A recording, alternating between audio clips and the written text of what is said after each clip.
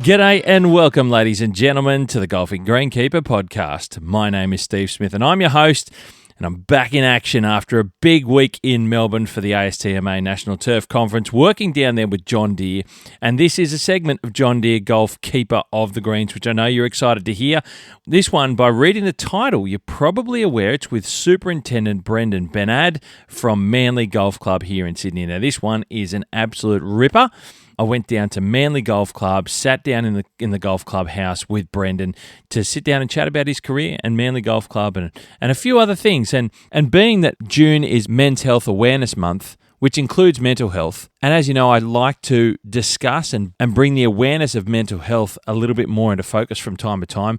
Brenden and I do talk about the subject of mental health and the challenges that come with that in our industry. And look, we get a little bit deep. This segment does go a little bit deep into some things that is less spoken of. And that's one of the things that, from time to time I like to talk about in the podcast. So it's a great conversation, ladies and gentlemen. I know you will enjoy it.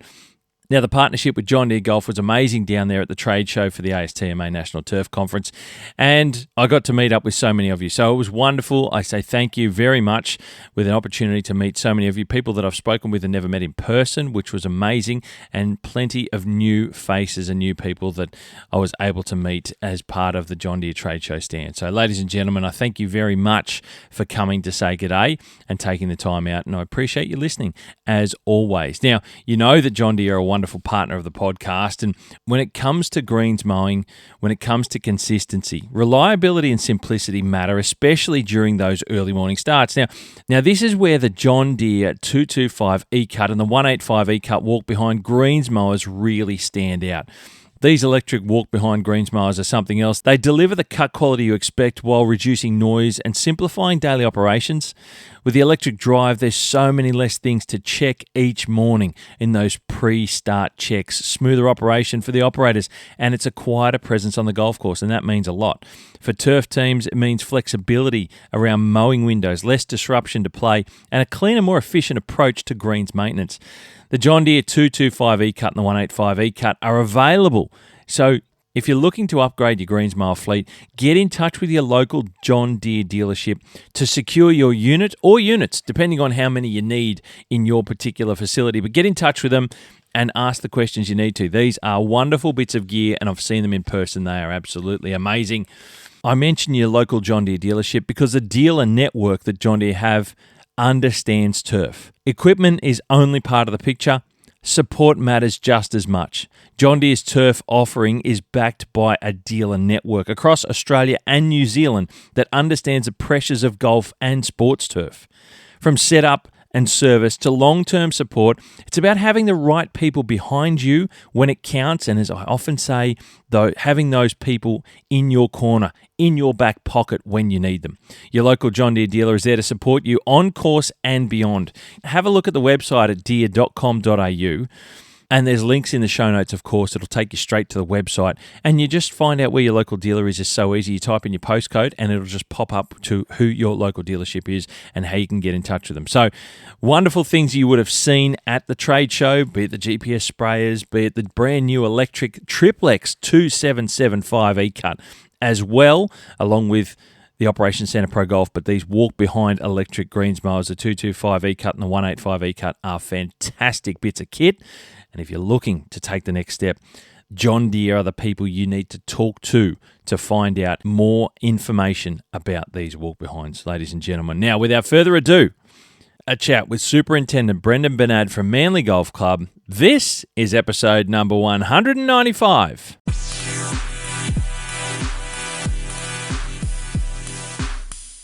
Ladies and gentlemen, I am extremely privileged to be on site again at another wonderful golf course somewhere in Australia. And I'm just going to narrow it down pretty quickly. We're on Sydney's Northern Beaches.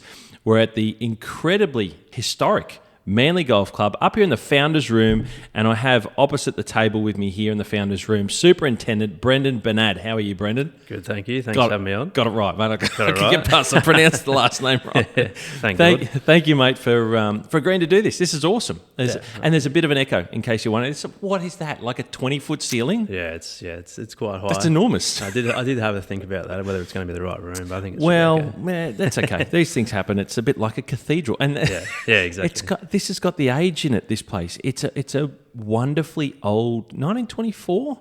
Is that the clubhouse? Yeah. 1924. So it's 102 years old. This building. Yeah, we're in. Yeah, and so you will hear a little echo because it is a big, tall space. And we're surrounded by, look, the founders here, the Pope the big family. light. I always feel like that's going to fall down off the. I'm worried now. Thank you. I didn't look Just up pretend before. it's not there. You'll know if it falls down, I guess. I didn't look up. It looks like a reverse bell. Yeah, that's huge. There's a bit of a theme across the all the other rooms of the clubhouse as well. So that's unreal. Yeah, it's pretty cool. So founders, patrons. There's the Pope family's big here. I know here's some of the history of the club here, working with Phil Baird, the pro downstairs. He's been here a long time. Yeah, and he knows all the history of this joint. It's quite incredible. Mate, look, it's not about history today. We're talking about the golf course, and I appreciate you coming on board. I'm not going to ask you the question that I ask many is, have you ever been on a podcast before? Because you've got a bit of history with podcasts.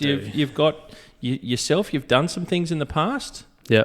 I've had two of my own podcasts now, so good on you. Got the second one cranking now around leadership, but the first one was a bit of a different one. It's more about mental health and a few other bits and pieces. And this is a way of helping people as well, is it? Is that always? Yeah, I think just creating the platform where people feel safe enough to talk about their issues, and I just don't feel, especially in the turf industry, there's not enough space for us to talk about what we want to talk about. And I've talked about that on the podcast with other guests as well, is those very things. It's mental health is a pretty important thing in a modern society. And look, I've got in my questions here, we'll get to that later, but it's something that I know you're passionate about.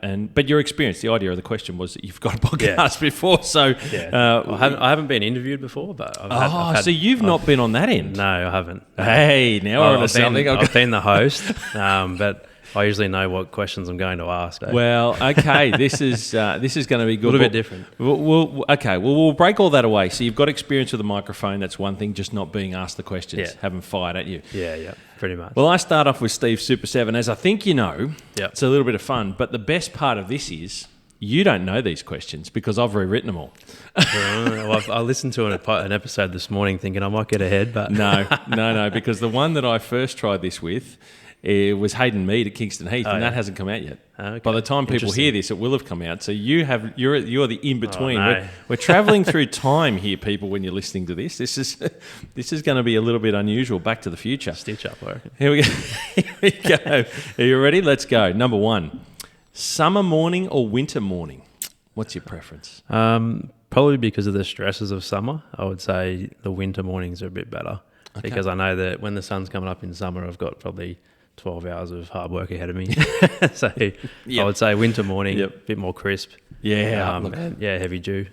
yes, indeed. Okay, no, winter morning, we'll take that one. Number 2, often controversial, stripes or no stripes on fairways? Yeah, we go 50-50. I just think it helps with the consistency of the product that we produce. And obviously, the people that are on the mowers as well, a bit more consistency in their development on that. But stripes, I actually don't mind stripes for tricking it up for certain events, but for the most part, 50-50. I'm going to take that on Steve's as a winner. I've got a pen here I can tick that with because no one ever agrees with me on that. I'll take that one. Yeah. Number 3, are bunkers becoming less of a hazard?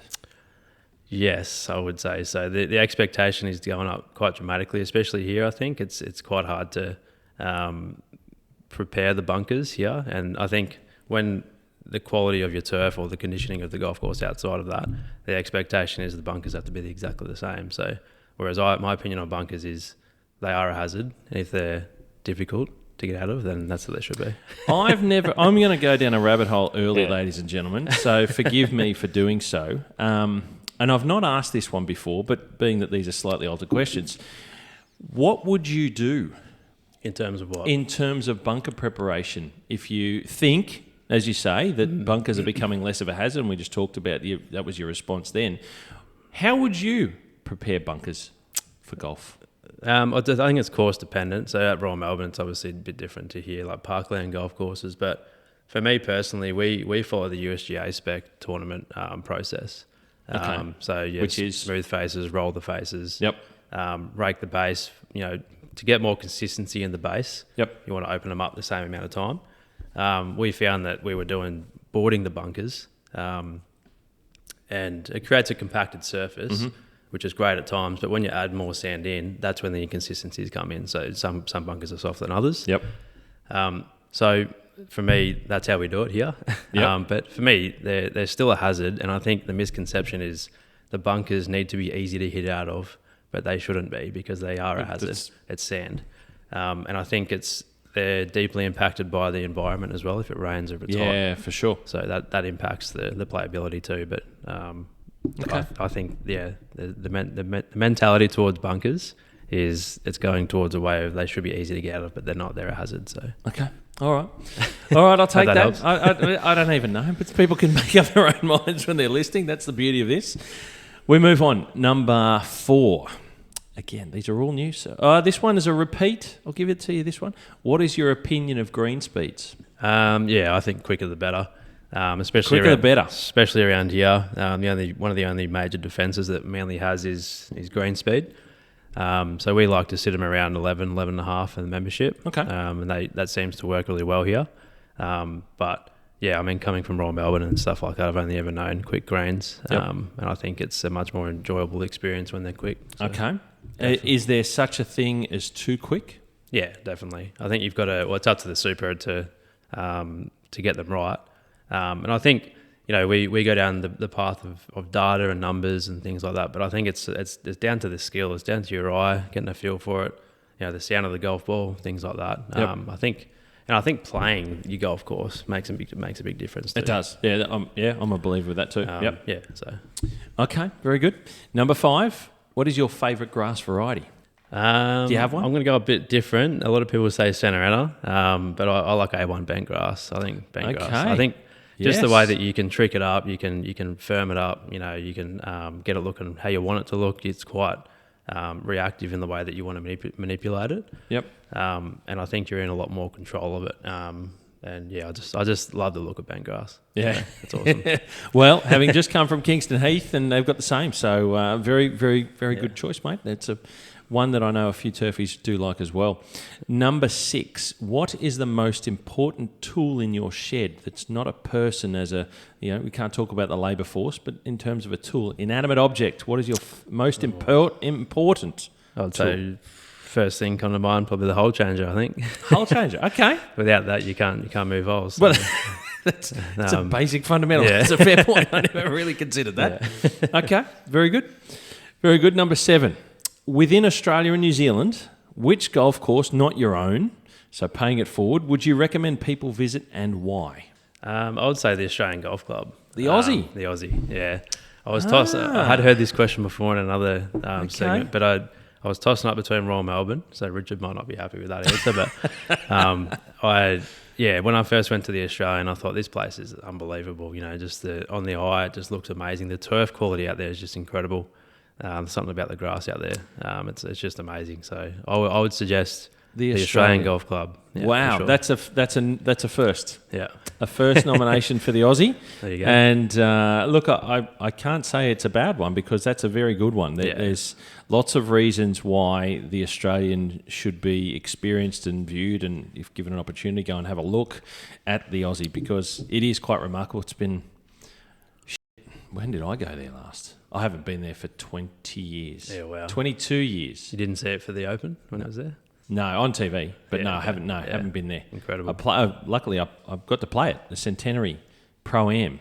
Well, it'd be updated since then. Yeah. They've done a lot of things since then, and obviously continued improvement to the golf course and the turf surfaces and bunkers and all. Yeah, look, 100%. Good nomination. Not many people talk about it enough, I think, and it's not easy to get eyeballs on. I'll give it that. No, it's not. So, but that's fair enough too. So the Australian, mate, great nomination, Brenden. Thank you. All right, thank you. We finish a great way to finish Steve Super 7 with the first time nomination for the Aussie. I like that. Yeah.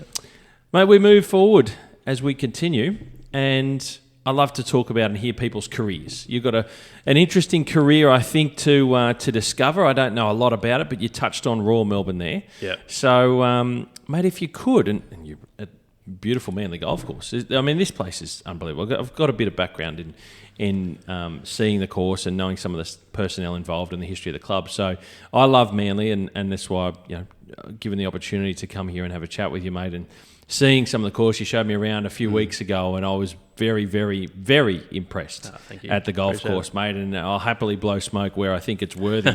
But I was very impressed with the golf course. I think it certainly presents very, very well, and it's always been highly regarded as one of the best clubs in Sydney and best golf courses in Sydney. Mate, if you could take us back to the beginning, because you're not 50 years old. You haven't got a long career in terms of some of the people that I've had on the podcast before. Yeah. How does it start for you? Where are you from? I don't even know where you grew up. But how do you get into greenkeeping, and where did that start? And then your path to get to Manly, please, mate. Yeah, so I grew up in Melbourne, Mornington Peninsula. Oh, right. Yeah, okay. So I was down there. My stepdad at the time, when we first moved to Mornington, he was the track manager at Mornington Racecourse, thoroughbred racing. So horse racing, right. Yeah, so I would do some casual work here and there while I was working at it. In the meantime, working at a sports store, just selling shoes and stuff like that. And I did a bit of casual work for him on the racetrack. And that was one day I vividly remember it. I thought, I could do this job as a career. Like, I want to be a racecourse manager. Okay, so turf in horse racing, racetracks. So I wasn't even anywhere near. So golf isn't anything that we've even. And it wasn't for the first 8 years, I reckon. You didn't play? Did you play golf? As not a kid? then. No, not then. A little bit, but nothing crazy. Not to the point where you were playing comps and doing stuff like that. Yeah. Obviously enjoy playing golf now, but yeah. And then I got to do a few more shifts there as a cash, and then an apprenticeship popped up, and I applied for it. On the track? On that track, Mornington. Right. So I was actually living with my stepdad at the time. He was the track manager there, and we actually lived in the car park of the racetrack. So it was like a 2-minute walk. Please tell me there's a roof over your head. Yeah. We're inside the house. We've just got number 2 car parking spaces. Ours just down there. No, I started from the bottom, mate. Whereabouts is Mornington racetrack? I know Mornington, but like we've got go down the coast. You've got St Kilda. You're going further down past... So down past Frankston. Oh, so past Frankston. Yeah. Past Mount Eliza. Oh, even further still. Yeah, even further. Okay. Yeah, it's got about you. Near Rosebud? No, in between. In between. Yeah, you're getting closer. I'm working on it. So I did a few shifts there and applied for the apprenticeship. And I remember when I went for the job as the apprentice, I was the only one that wore a suit for the job interview. And I thought, maybe I've overdressed. I learned pretty quick that you can never overdress. There's no such thing. Yes, absolutely. One to remember for the L-platers out there. 100%. Absolutely. So, started in my apprenticeship there and was at Mornington for 3 years, and then there was a bit of a change in senior leadership there in the track manager role. So the track manager from Caulfield came down to Mornington, had a bit of a change up, and he was pretty full on, like he ruffled a few feathers down there. And I just kept my head down and got into it and saw it as an opportunity to prove myself more. And obviously I wanted to get up into the city tracks. Okay. And in my 4th year of my apprenticeship, I was offered a trainee racecourse manager role up at Caulfield. Wow. Can I jump in? That's awesome. The only reason I want to jump in is because I don't know much about turf and racetracks. Yeah. I'm not a horse racing person, so I've never been. That's not something that it piques my interest in the slightest, and that's okay.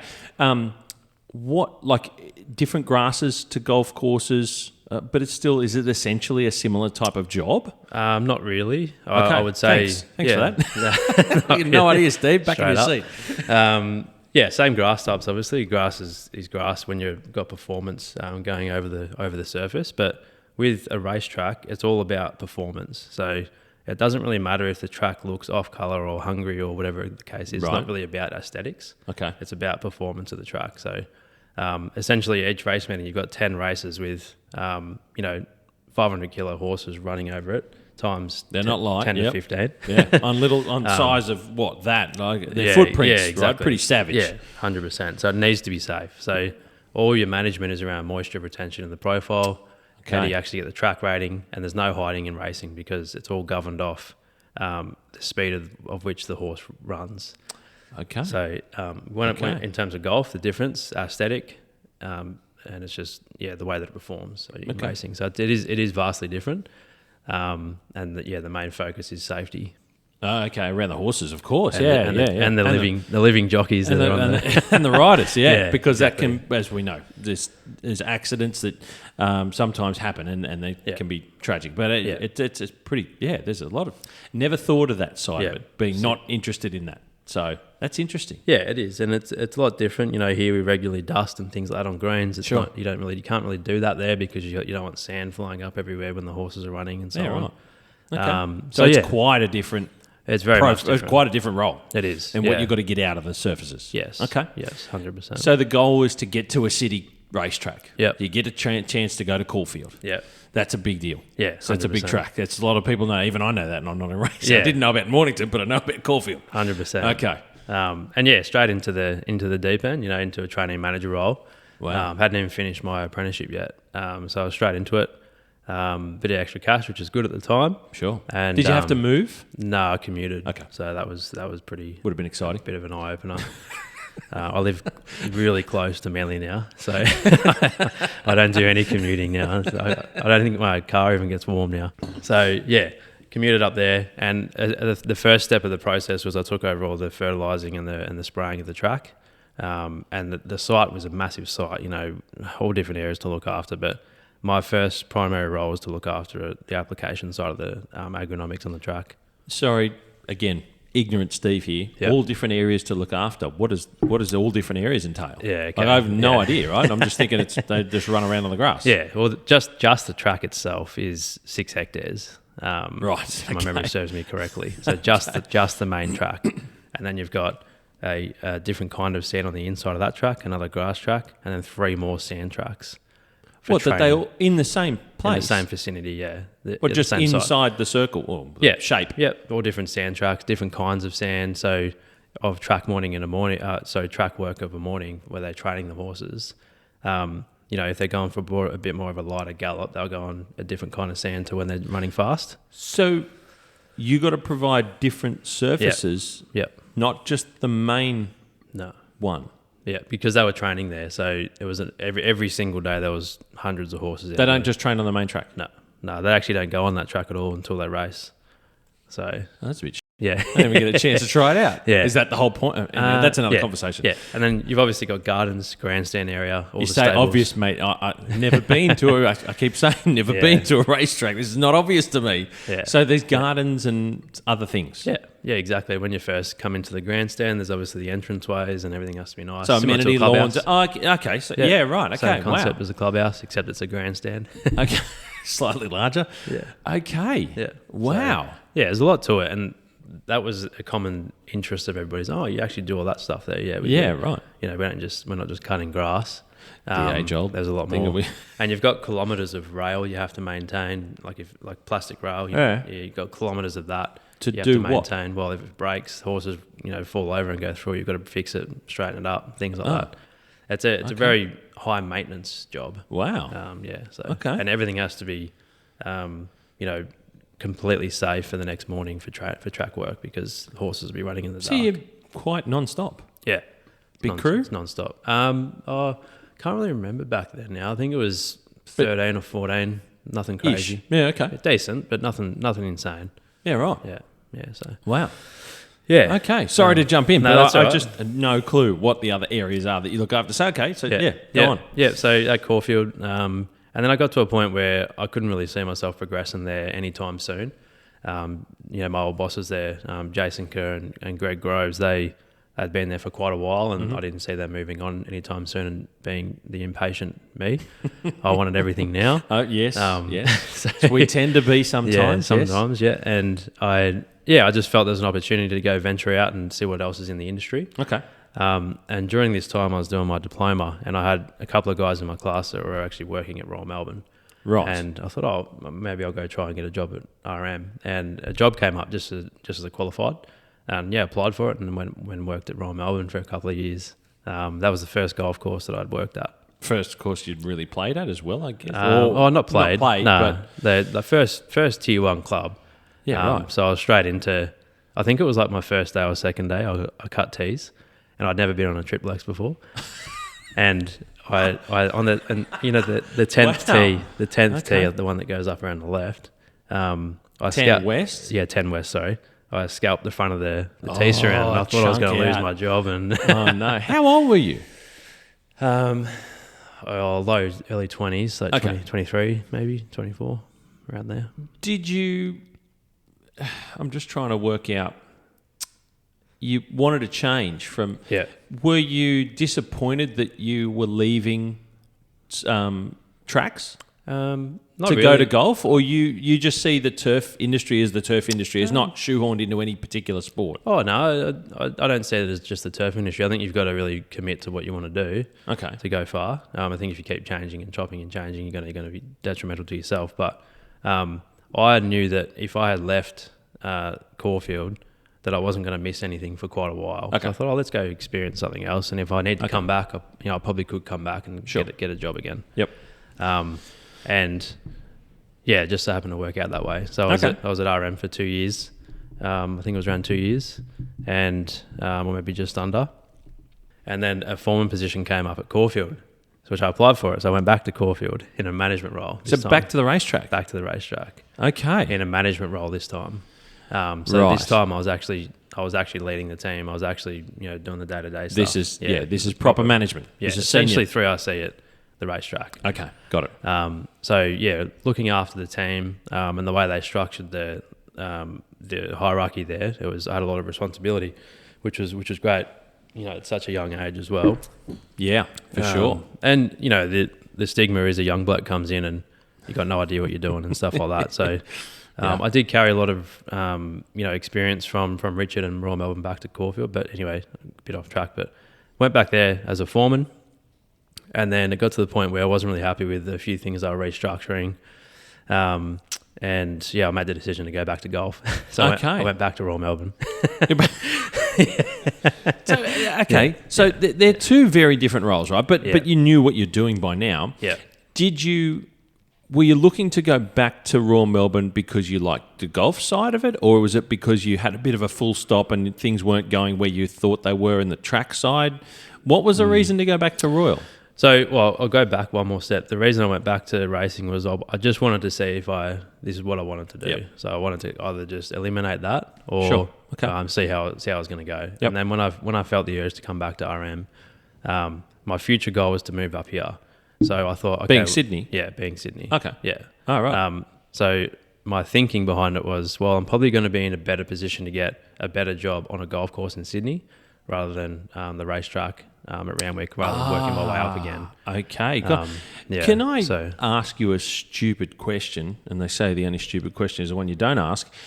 You sound very goal-oriented in a sense. Is that fair to say without being rude? Yes. No, definitely. Because I'm thinking, I never had that vision of my life, right? Yeah.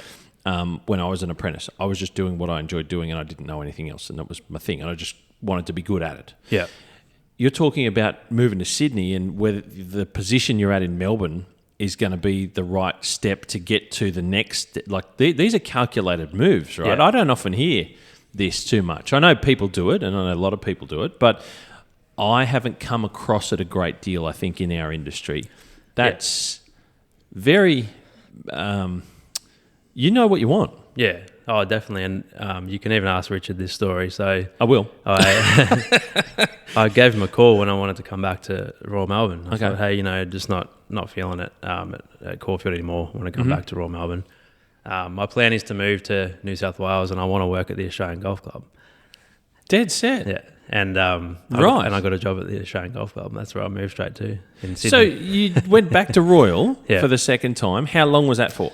No, that was just under a year, I think. Yeah, it wasn't quite a full year. With the goal of coming up here to Sydney. And that was the agreement with Richard. He knew I was going to be coming up here. So that was what... and he wanted to help. Yeah. He wanted to, get some experience back in the team there as well. Sure. Someone that had been there before. And I said to him, I want to work at the Australian Golf Club.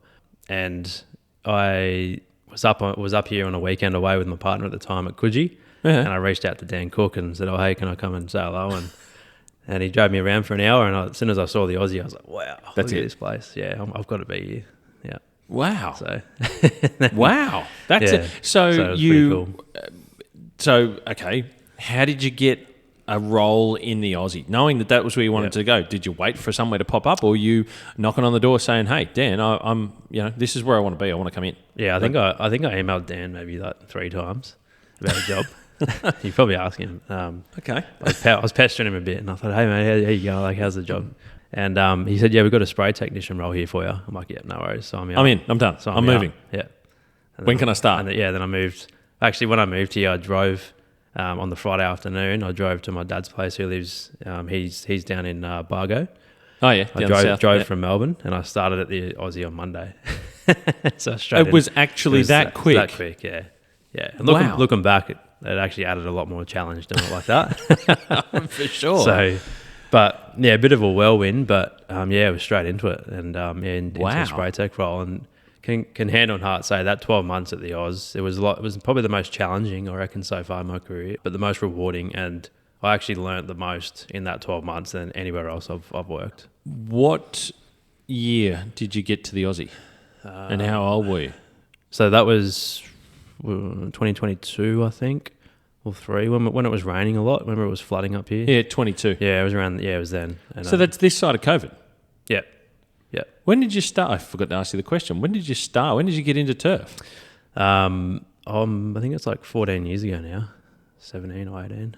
Yeah, right. Yeah, so I've been in it for quite a while. Okay. So the training manager role where I started at Caulfield. Yeah. That was around. I think might have been 22 then. Yeah. Okay. 21, 22. Yeah. Right. Wow. So, okay.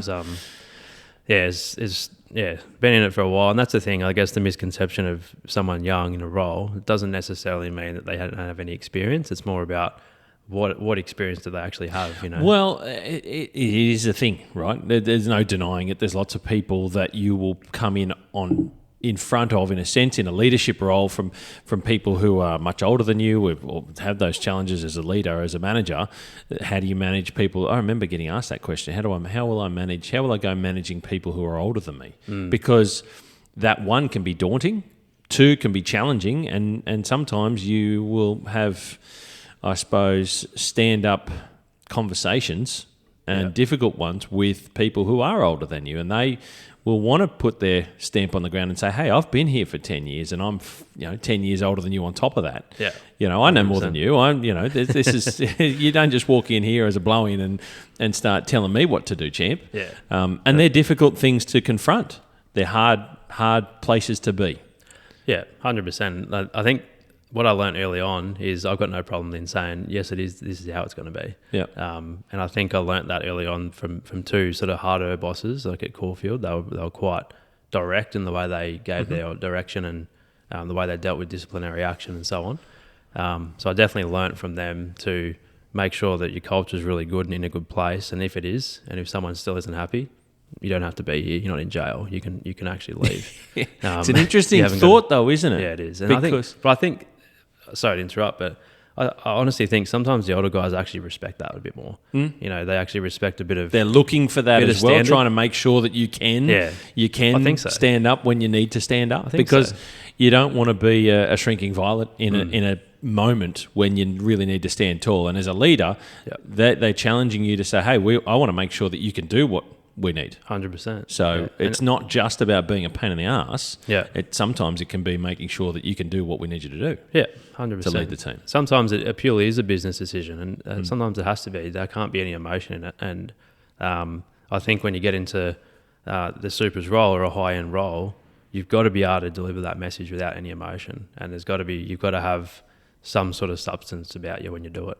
Yeah. Oh, look, you do. You have to. Everyone's got their own style, right? And that style evolves as you evolve as a person, as a human, as you become more experienced, as you age. All these things that go with every day stepping forward in life. Yeah. But it's not easy. You got to learn that, and you got to be open-minded enough to know what to take in, what to shrug off, and then how to be you.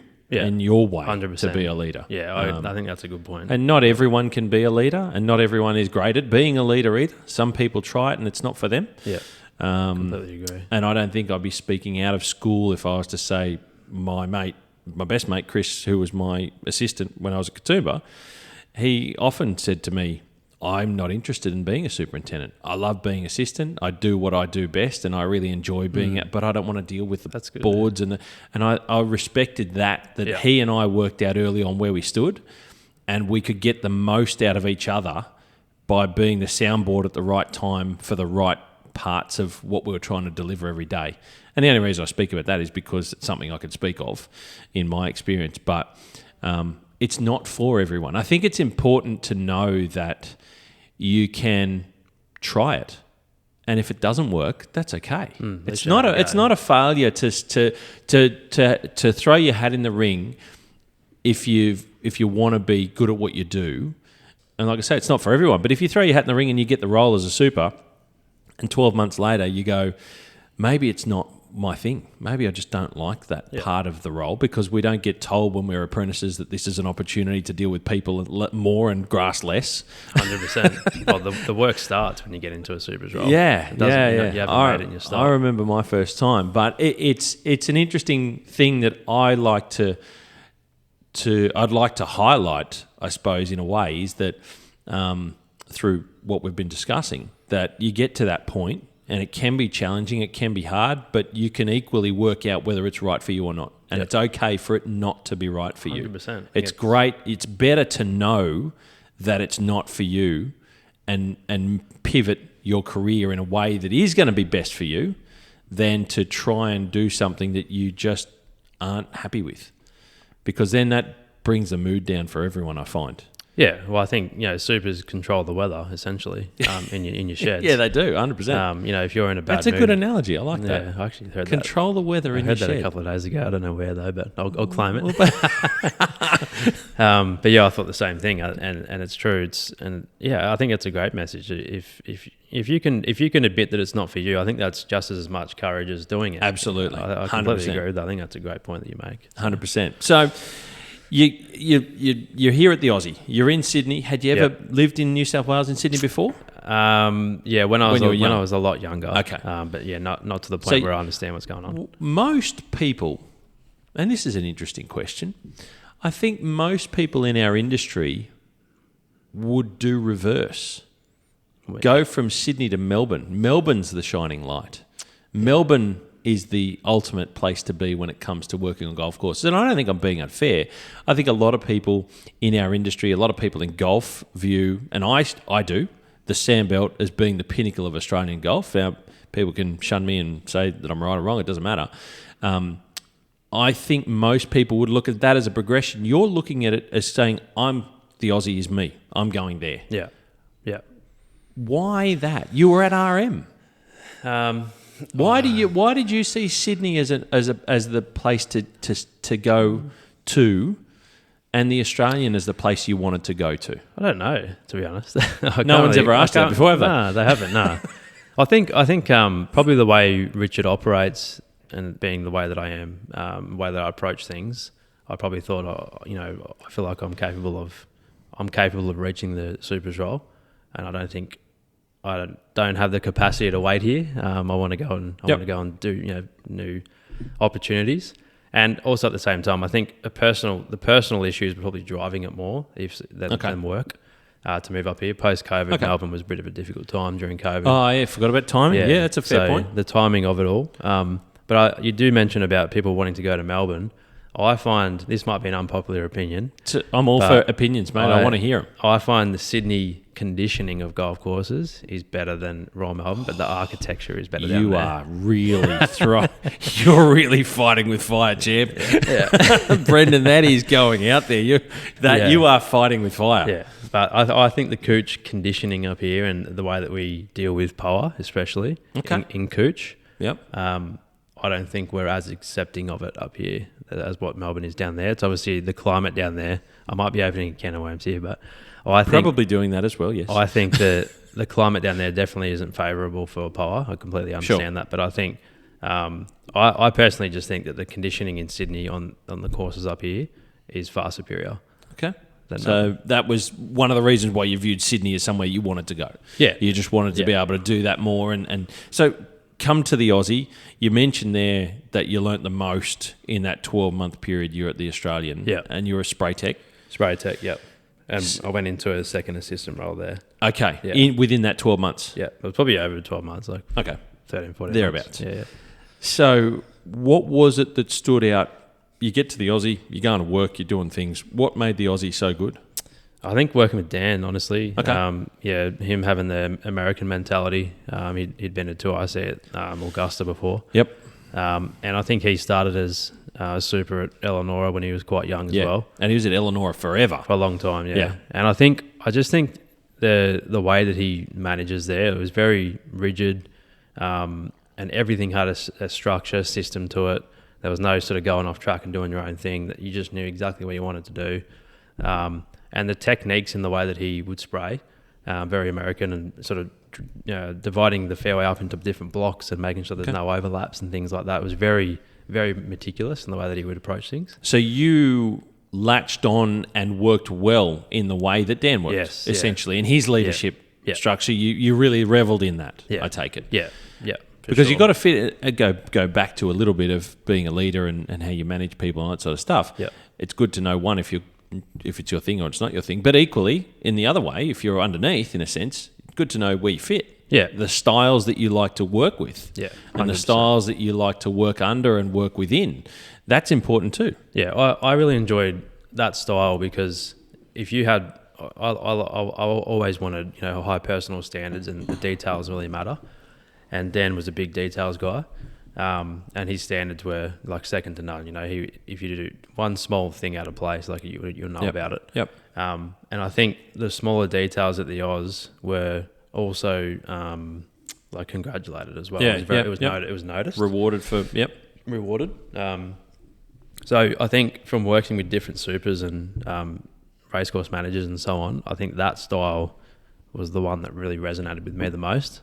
And I think it was good accountability across the team because if that's the standard and someone isn't doing that, then you have every right to say, hey, you know what the standard is. Whereas some people slack off and don't do the right thing and so on. Yeah, fair enough. I mean, it's different everywhere and everyone's got their own way, but it's the team becomes the quality control as well. Not just one person, it's the team. Everyone's looking out for everyone and everyone's accountable for everything that they do. And that was obviously what you experienced in the time you're at the Aussie. For sure. Why did you move away from the Australian? So I was commuting from the Central Coast. Oh. So it was a long way. Wow. And I reckon that's period, huge. Yeah. What's that? 2 hours? It was 1 hour and 40 on the Arvos and then an hour on the way in. Oh, okay. Oh, because it's early morning. Yeah, early. Well. But, I mean, I did a long way. Yeah, and that, honestly, I think that was what it drove me into the ground a lot more. Like, it wasn't... the job became more challenging because of that. And, I think my personal life at the time with my partner at the time, I just couldn't handle the commuting anymore. And so I tried to go somewhere closer and went to Magenta. Oh, okay. Yeah, for 6 months. James Newell. Yeah. I worked with James and Dan wasn't happy with that decision. I might just add that in. But I learnt the lesson, and that's we're quite close now, and probably because I own up to it. But it wasn't a great decision going from a second assistant at the Oz to back to qualified. Oh, okay. So it wasn't really a leadership role. At Magenta, and that really affected me mentally. You probably gauge the type of person I am from this chat that that really affected me mentally. I thought, I've made a bad decision here. I've put myself backwards. I felt behind every single day that I was waking up, and it's nothing to do with James or Magenta. Well, I was going to say that becomes a personal battle, doesn't it? Yeah, nothing to do with Magenta or James. I think he's a great super. Good team up there as well. Hayden do outstanding work. Yeah, Hayden does a great job as the 2R there. I was up there, and then I got sent a link for the assistant supers role for here. Oh, Manly. Manly. Here. Yeah, assistant super. And I thought, I've got to do it. I've got to apply for it. I have to. Like, this is it. So you're still living at the Central Coast, but this was now the opportunity closer in terms of distance. but a leadership role. Yeah, straight back into what I thought was where I was at. What you want, that's your thing. That's your jam. Like I said, you worked out. This is where you want to be. Yeah, exactly. In the leadership. I kind of go and test things and come back and that kind of stuff. And you worked out what works and what doesn't work, right? Yeah, 100%.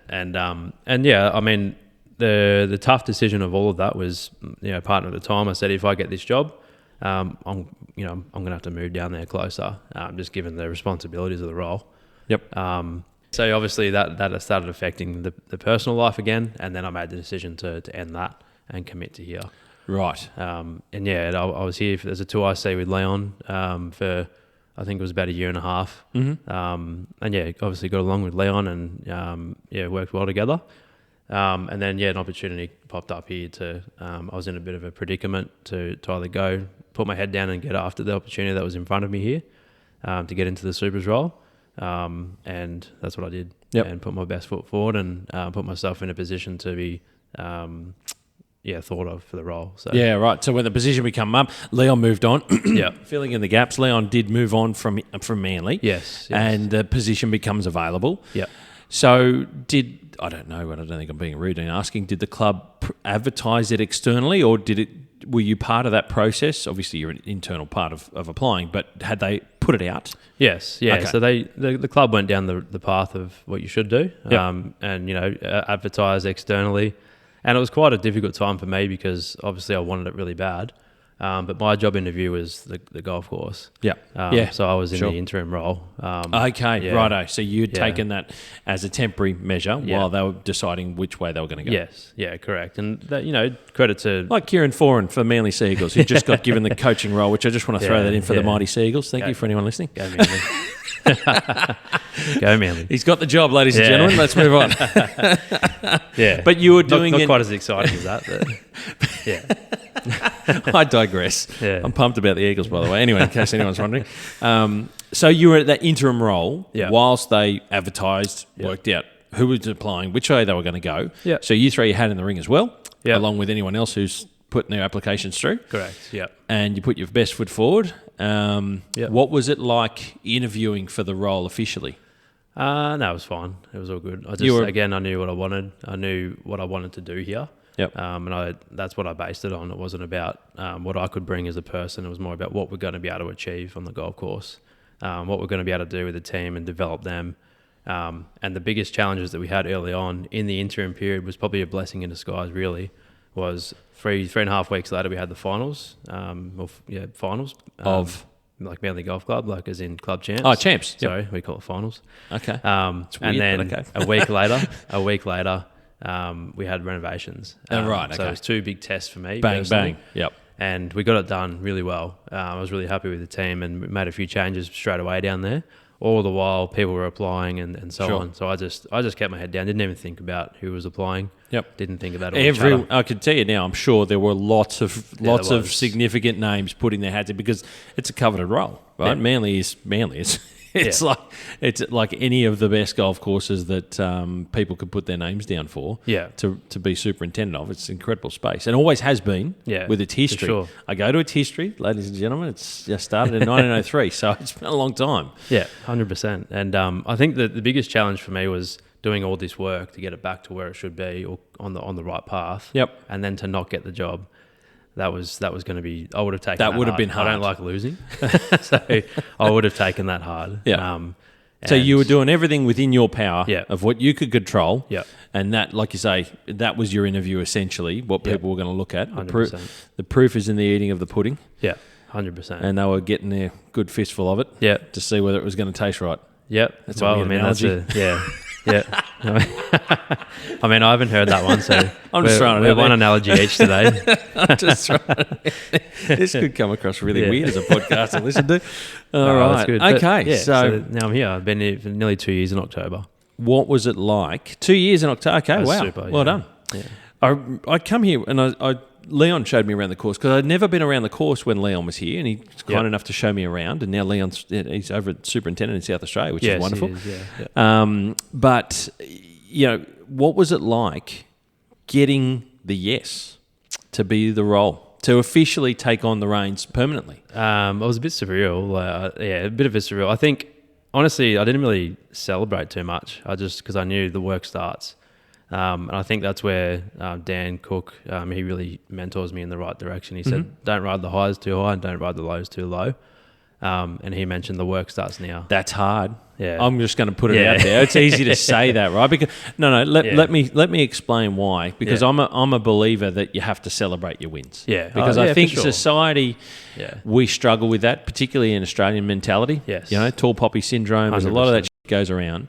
And 100%. I find it's easy to say, don't ride the highs too high, but we all take maybe we don't all. It's hard not to take the hits hard. Yeah. I take them hard. Yeah. I know my wife takes them hard. I know I've grown to be better. Yeah. But that's when you put everything into something, it's hard not to take a hit. Yeah. Really hard, right? Yeah. You take a kidney punch and it hurts. I think I take the hits harder, if anything. Like I'm a bit better now. But early on, if the course wasn't where I thought it should be, I really took that personal, and I was here till late at night trying to fix it. But now I understand that you're not really actually gaining anything by doing that. It's all about your structure throughout the day. Yep. I think you've got to celebrate wins. It's a personal belief. I think you have to do that, but not go too hard. Yeah. Wind yourself into the ground and can't turn up to work the next day. We don't want to do that. But I think within yourself, you need to celebrate and be happy that you've done that. The only reason I ask is, what was it like? You said surreal, because you had never been a super before of your own golf course, and knowing that you come from tracks, which I did not expect, to be honest. Yeah. I didn't see that coming. Not many people do. And then, RM and the Aussie, and then Magenta, and then here. Yeah. And this is I'll talk it up because I know a little bit about Manly Golf Club, like I've mentioned in the past. And I don't think I'm being rude to anyone when you get to clubs like this, and I've spoken to plenty of supers in similar roles of similar level clubs. There's expectations to fulfill for the membership. Yep. And that can be hard work. That can be a lot of pressure on your shoulders. Mm-hmm. This is your first gig. How old are you now? I just turned 33. So you were 31 when you got it 2 years ago, or right? Straight into it. Yeah, there's a lot of pressure. I'm not trying to build it up, but I know that there is, and I think how I approach it though is I don't get the results out there. The people get the results. Like the boys get the results. The role of a leader is to instill the vision, instill the culture, instill the environment for people to thrive as greenkeepers. Yeah. So the main focus for me early on was enhancing the team's attitude towards working with each other and instilling belief in all of us, and we're all one. So that took pressure off me because everybody was seeing the extra stuff out there, and it's still like that to this day. I'm really appreciative of the team. Yes, I guess I front the media, so to speak, but I'll call myself the media, the podcast, the golfing greenkeeper, isn't it? But the guys are the ones out there taking the pressure, I think, off the super. So it's really important to look after the team, I think. Well, without them, you're nobody, right? Yeah. Without being stupid. And I'm not trying to blow it up, but that's a fact. Yeah, it is. Without people, nothing. I fell in the trap of thinking when I first started that I could do it all by myself. Yeah. Yeah. Pretty quickly, you either burn yourself into the ground and you're just a cinder of yourself and no good to anybody. That's what happened to me. Yeah. Well, there you go. So you got to learn that pretty quick. That's a baptism of fire, I think. That's another good one. They're coming out with them all. Ian, you are on fire. Yeah. That's a bad 12th man. Crack at the 12th man. But it's true because you heap the pressure on. You perceive the pressure that's heaped on you. Yeah. You feel like you've got to be across everything. You have to touch everything. You have to do everything. Yeah. And you quickly learn that you can't. So, like you said, the real people that you can't do without are the team. Yeah. And they are the ones who do so much work with you. You're there to lead them and give them, I suppose, the guidance along the way. But together you perform as one and as a team. Yeah. And the football team analogy, which lots of people talk about all the time in a workplace, is crucial because no one is better than anyone else. 100%. And you all lean on each other, and if you work together, you can get the job done and you can reach the highest of highs. Yeah. You just got to get that vision right. 100%. I think pressure, this might be another unpopular opinion, but pressure is a perceived mindset. So pressure only really comes to fruition, I think, when you're not organised internally. Yeah. So when you're getting external pressure, it generally means either you've dropped the ball on something, you're not organising the team properly. Shows a weak point. Shows your weak point. So I said to the guys, and one of our mantras is internal pressure by your own standards is much more important than what you're getting externally. Yep. So if you maintain a good high level of standards and put pressure on yourself subconsciously each day when you're working, then you won't get external pressure. Yeah. Because you're doing everything. You're ahead of the game. You're already in front of people's offense. Yeah. You're already in front of people's expectations because no one sets higher expectations than yourself. And I think the biggest thing I learned early on was communication is everything. So I like to be ahead of the game. If we're getting a lot of rain coming, I know there's probably going to be an explosion of power out there. So I communicate that to the members. We understand this coming, blah, blah, blah. And then we target it. But yeah, the pressure side of it, I don't really feel the pressure because I just think about what have I got to do? What's my job today? Yep. I don't let the external stuff come into my mind. Yeah. Hard to do.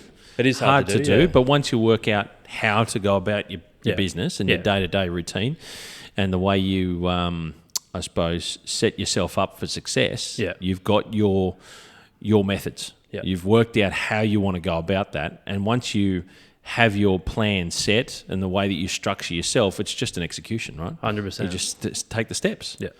Because then if you're following that path, you can't deviate from it. 100%. Unless you just cover your eyes up and you fall ass over head and fall off the rails, as they say it. I think looking after yourself too, personally, I think if you put yourself in a position, it's almost like preparation for a board meeting or something. Mm-hmm. If you put yourself in the best possible position every day to deliver and execute, then you'll be fine. Yeah. But if you're lagging personally, you're not going to get the results that you should be getting. I think the analogy meter has just hit a new maximum on any podcast we've ever done.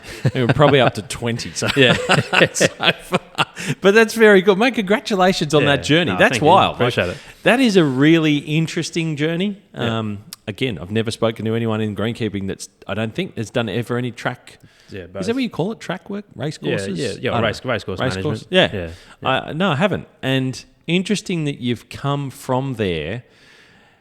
And I say quickly without being unfair, and I don't think I'm being rude, but you, like I said before when I asked you the question about goal setting within your own personal vision, that's impressive to see, and you can see where you've got to because of that. And you weren't prepared to sit and wait. No. You weren't going to... If it didn't work, okay, that's not going to work for me. I'm going over here and I'm going to go down this path to get to, ultimately, that's where I want to be. 100%. Which says a lot. Look at where you are. Look at where we are. I'm interviewing you here in this amazing clubhouse. Mate, that's spectacular. Congratulations again. Thank you. Appreciate it. It's like I said, I'm happy to blow smoke wherever I see it fit, and seeing that journey, the people that you've had as mentors along the way. I mean, Richard at Royal, I'm a big fan of Richard's, and he's been incredibly generous and kind to me in the podcast space as well. So I know Richard a little bit, and Dan Cook, where lots of people in the industry here in Sydney know of Dan. Yep. Obviously moved away from the Aussie now, but still within the industry, and you know him quite well, you said. So, very lucky. Yeah, well, I mean, I remember my brother said this to me once. You hear it a lot. 21 is coming. Here we go. No, but you create your own luck. That's true, right? And you put yourself in the right position to land the wins, to make the decisions in a way to get you forward. And I think it's a great thing to have heard your story in the way that you've gone and conducted yourself to do so. Mate, and you should be proud of that, because that's not an easy thing to navigate. Yeah. And you've gone about the right way. Mate, it's a great story to hear. Thank you. Appreciate it. Now that we've got that part of it out of the way, no, I don't want to turn the page that quickly. The boring stuff. That was really impressive. I think lots of people will be able to take something from that. There's always things to learn from hearing people's stories, mate. I think just one more thing on that is... Sure, it's your show.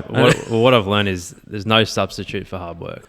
100%. It doesn't happen by accident, right? You've got to get your head down and just stick at it. And there's going to be times where you're not you're not feeling it, you're not happy, but you got to work through it and come out the other side. Well, that comes back to your confidence. It Yeah. comes back to, and that takes a knock from time to time. Let's face it, your own personal confidence does. But knowing where you want to be, knowing what you want to do. Like I said, for me, I never knew where I wanted to get to, but I knew what I was good at, and I knew that if I kept working at what I was good at, I'd come away somewhere along the way with something. Yeah, 100%. In terms, I lost my job in 2013. Good job, Steve. No professional analogies. I love to throw that one in there for shits and giggles. Mate, again, congratulations. Now, Appreciate it. we talk about Manly. This is a pretty awesome place, and I'm a fan of it. I'm a fan of its history. I love its history, the people, the pros that have been involved here, and there's so much wonderful history. But I'd like to start off with, as I often do, for you to describe to us, the audience, the site, because it's quite a unique site. I mean, once upon a time, I know it was a lagoon, and they pumped it out and dredged it to make the areas of the golf course. But describe the site and some of its unique features for us, if you could please, mate, for the people listening, so they know a bit about what you got to deal with here. Yeah, no worries, thank you. So most of the most difficult. Well, grammatised. Maybe you can cut that bit out.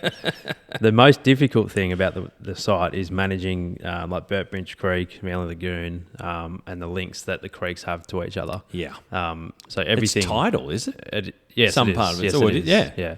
So we're governed by high tides, king tides, things like that can creep back up on the golf course and have stagnant salt water.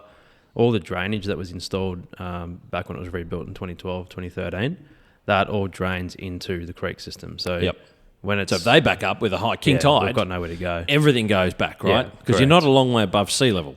So when there is a king tide, storm surges, East Coast lows are big ones that cause problems in wintertime. Yeah, we had on the north side holes a couple of weeks ago now, maybe a month or two ago, but we had a king tide and it banked back up, and mid-morning we had to close the course out there because... later as the morning went on? A few of the holes went underwater from the king tide. For real? Yeah. So the exit at Queensy wasn't excavated away properly. So okay. Couldn't the get beach. away anywhere. Yep. So that's from Manly Lagoon. So Burnt Bridges Creek and the drainage systems within the golf course go into Manly Lagoon to the north. Yep. And then it goes east out, which is not far, to Queenscliff, which is right at the northern end of Manly Beach. Yeah. And it's tidal, and it's also cyclical in a sense, but they, with a lot of the things along the beaches here with the lagoons, the council, for people listening, have to come and excavate as the sand builds up and stops that outflow. Yep. When they know they're going to get lots of rain, high deluge moments, they often throw an excavator out there and open it up so it doesn't back up because it floods people's homes. That's well. You explained that much better than I was going to explain it. Just throwing it in quickly. Just for clarity. Yeah. That's the biggest challenge here. But what also makes it unique is it is quite a short course. Okay. So the architecture around the greens complexes was really thought about, I think. When it was rebuilt, Thompson & Perrott. This was Thompson design. Perrott redesign, correct, yeah. That was the greens complexes are well thought out. So the only defence that Manly has is the greens and the bunkering system around the greens. So our focus is to make sure those areas are quite difficult to play. Plenty of grass on the surrounds, quick greens. Yep. And obviously the sand's well maintained in the bunkers, but. For the most part, I think it's just the eyes around here as well. You're in the heart of Manly. We're just next to the beach. Yeah, and you've got people walking around everywhere. And I think there's a misconception too that wherever there's a golf course, where environmentally we're not complying. Yeah, it's just not true. Damage the environment. I've gone through this a lot, and it's quite the opposite. I find. Yep. I actually did something with TAFE randomly. I'm going to just throw this in for myself on record. Historical record. But I remember when I had a TAFE project doing the greenkeeping, that mantra's been around for a long time, that local neighbourhoods and people think that the golf course causes the pollution. And I remember I did a simple water test during rainfall, that the water that came in was tested and the water that exited the golf course was tested. Two separate points. One obviously was after it had gone through the golf course. Yeah. And the idea was to prove how much worse the water quality was after it exited the golf course, because that's what everyone thinks. And the random thing that happened was it was quite the opposite, significantly so, and this was where I was working at Wentworth Falls, that the water coming in was much dirtier than the water that left 100%. The golf course. And I was like, that doesn't really make sense, because I'm always told by people that it's the opposite. And like you say, so golf courses don't do that in modern world. Yeah. It's far from, like 100%. maybe 70, 80, 90 years ago, it might have been different, but we'll never know. Yeah. And I think that's probably where things come from. But we don't have that now. So this is an environmentally sensitive site, yes. being so close to Manly Lagoon. And in the late 90s, everyone in New South Wales remembers the time when there was an environmental accident on a golf course here. It wasn't Manly, it was another golf course. Yeah. And that made headlines around the country. Yeah. And that wasn't a good time for our industry. And that was something else that many people can go back and find if they choose to. But I think that still lingers a little bit in this area. And, it's a lot of a natural environment here. It's the northern beaches. I liken it. The people down here aren't too dissimilar to what I grew up with in the Blue Mountains, with national parks all around us. So you've always got eyeballs on you. You sneeze and someone's going to say, what was in your saliva? It's full on. 100%. Yeah. It's full on here. And I want people to really appreciate that. Yeah. And it's not the only place that happens. Lots of golf courses have that. But I find the northern beaches is really pretty intense. It is, and I think it's important for us to understand that we're custodians of the club. We don't own the club, so we're working professionals and we're trained in this stuff. So we have to make sure that we're doing that. We're going by we're complying with the rules and regs. Yeah. And obviously it creates another challenge. But I think as you mentioned, it's just a sensitive site to everything. Yeah, it is. Lots of water nearby means it's sensitive. Lots of eyes, lots of expectation. Lots of neighbouring properties. Yeah. We've got. It's quite difficult in the morning sometimes to get stuff done. For noise restrictions. Okay. We've got a structure that we follow, but even electric blowers cause problems. So they make a funny noise. They are. They're almost getting louder than the petrols. Well, you took the words right out of my mouth. It's almost a different, more annoying noise. Yeah, it's like how they changed the sirens on construction vehicles. It used to be the high pitch beep, beep, beep, and now it's this little low, harsh, because that was annoying, right? So, well, I mean, you get the garbage trucks flying past, and that's all right, but, sometimes we'll have an electric blower going and it's waking the whole neighbourhood up, so... But yes, so I don't know how many golf courses, and I know that there's probably a number of them, but deal with tidal salt water. Yeah. I know Redland Bay, I think it is, up in Queensland. I was surprised around the mangroves, and they get that because they're right on the coast. But what pushes back up in your drainage in the way that it does here, similar to some of those places like Redland Bay, that's a unique challenge. Yeah, because it's salt water and you're trying to grow everything with fresh water. Yeah. And it does it regularly enough, especially at the moment. It does, yeah, and that's where your agronomics come into it. You've got to offset it straight away.